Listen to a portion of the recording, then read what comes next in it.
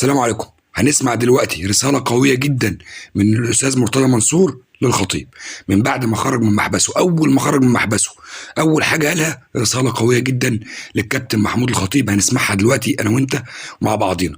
قبل بس ما نسمع الرسالة القوية اللي وجهها المستشار مرتضى منصور للكابتن محمود الخطيب بعد ما خروجه من محبسه، أتمنى من حضرتك تشترك في القناة لو لسه مش مشترك، وتفعل زر الجرس على الكل، وتعمل لايك جميل للفيديو زي حضرتك، وكمان تشير الفيديو على قد ما تقدر. تعالوا بقى نسمع الرسالة القوية اللي قالها مرتضى منصور للخطيب. يلا بينا. بقول لمصر كلها ايه اللي حصل. الحمد لله على السلامه. الله يسلمك.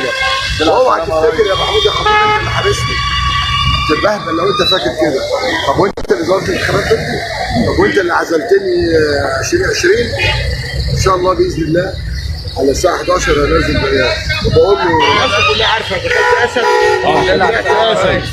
النادي يا ريس، النادي منذ غيابك احنا في حاله سيئه جدا يا ريس. دخلت اسد وطلعت اسد.